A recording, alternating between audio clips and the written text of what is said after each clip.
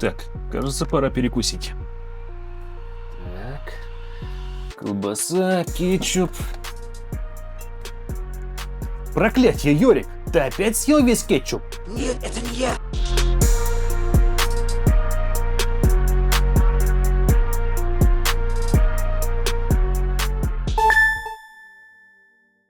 Всем привет, друзья! Рады снова видеть вас на нашем канале. Сегодня, как вы поняли из начальной заставки, мы будем использовать спецэффекты Gymscale. Но использовать только их уже на готовой миниатюре — это не путь джедаев и не нашего канала. Давайте покрасим миниатюру полностью, а потом уже используем спецэффекты. Поудобнее устраивайтесь, ставьте лайки, не забудьте про комментарии, подписки и погнали красить. Начинаем покрас с грунтовки. Я привык использовать черный грунт, так как он, на мой взгляд, и более укрывистый, и упрощает последующую роспись в плане светотеневого рисунка. Ну а если вы привыкли красить от серого или белого грунта, я вас не осуждаю. И этот способ имеет свои преимущества. Далее я создаю пришейд, надувая краску зенитным методом, не затрагивая глубокие тени. Это, кстати, и есть то самое упрощение. Далее, нанося тонкие слои основных цветов, я уже буду видеть и понимать, где у меня на скульптуре, так сказать, естественные тени. Подготовительные этапы пройдены, пора давать цвет. По моей задумке, наш лич будет трупного бледно-зеленого оттенка. Я, опять используя зенитную технику нанесения краски аэрографом, наношу базовый зеленый тон. Краску предварительно смешал с разбавителем, чтобы она не забивала сопло и была более текучей. Следующим шагом начинаю высветлять. Взял более теплый и светлый тон Artichoke Green. Также замешал с разбавителем, примерно 2 к 1, и нанес уже по меньшей площади скульптуры, формируя светотеневой рисунок. Я решил, что основной источник света в большей степени попадает на левую сторону лича. И продолжаю высветлять именно эту сторону, на этот раз взяв цвет New Green. Принцип, как и на предыдущих этапах. Не забить тени и нанести на более ограниченные участки скульптуры, там, где по логике должен падать свет. Финальное высветление и заодно корректировка тона кожи. Чтобы сбить насыщенность, добавил чуть белого в New Green, и думаю, этого шага будет достаточно. Завершив с базой нашей кожи, переходим к самому, на мой взгляд, веселому и интересному этапу – проливки и тонирования. Я считаю, это самый ответственный и творческий момент. Ведь нам надо превратить просто зеленую кожу именно в трупную, с ее пятнами, болезненными оттенками, подтеками и язвами. Первой проливкой взял сепию и, разбавив медиумом для большей текучести и прозрачности, начал наносить в глубокие тени и вокруг них. Далее беру красный тон проливки. Я решил, что она придаст эффект воспаленной кожи. Да и в будущем, как вы видели по начальным кадрам с готовой работой, будет много кровище. А значит, неплохо было бы уже подготовить подложку. В общем, 2 зайцев одним выстрелом.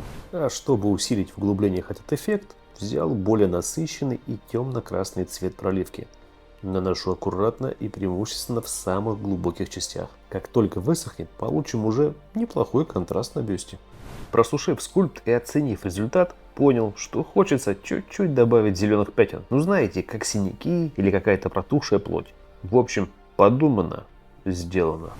Заодно следующим шагом решил и каких-то красных точек поставить. Набрал проливки на кисть и дунул воздухом из аэрографа. Проливка, естественно, разлетается.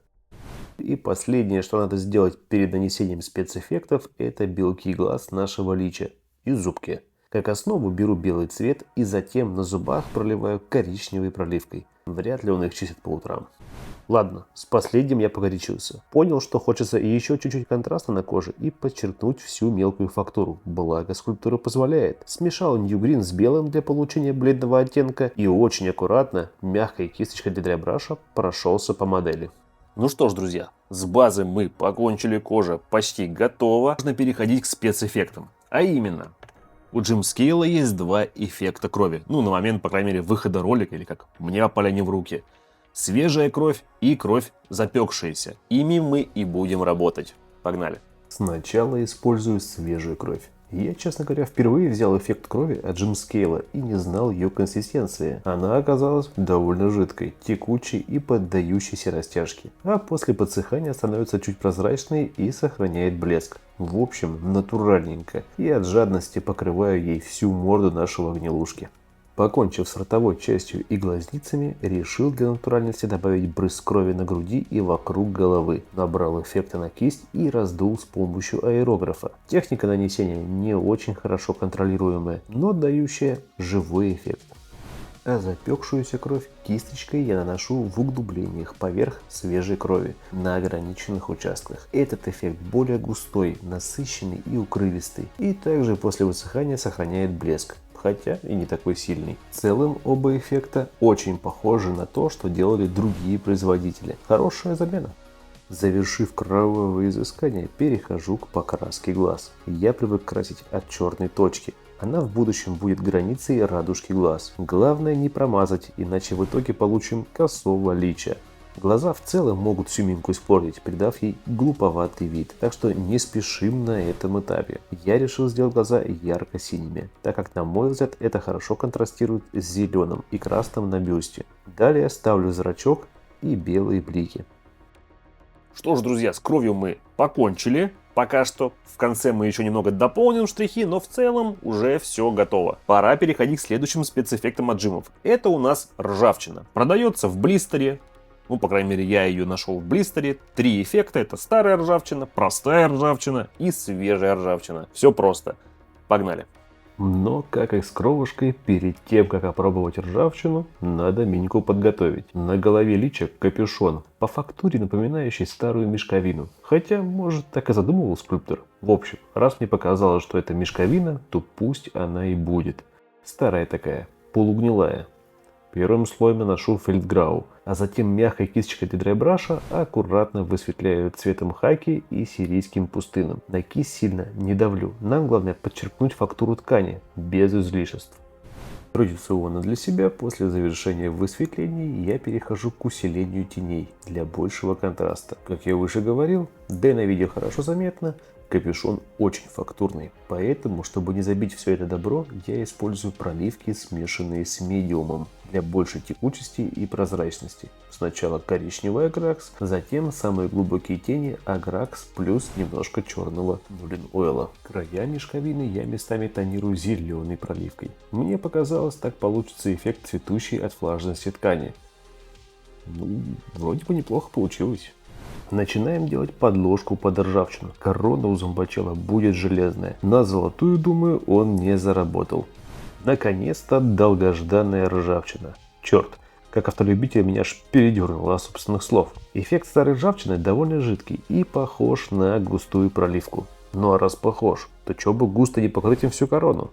Тем более в нашем случае это уместно. Затем в стыке короны я вгоняю красную ржавчину. Она погуще, чем старая, но все равно хорошо ложится. Свежая ржа имеет довольно насыщенный оранжевый оттенок. Выглядит натурально, особенно в сочетании с предыдущими эффектами. Кстати, все они после высыхания становятся значительно бледнее, чем при нанесении. Имейте это в виду.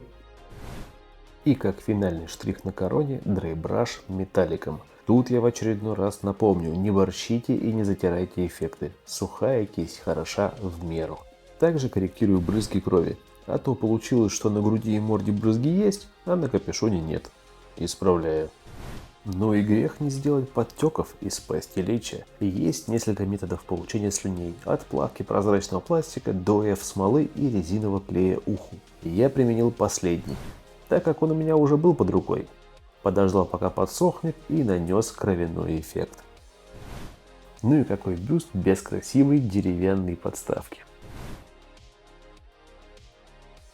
Вот миниатюра и готова.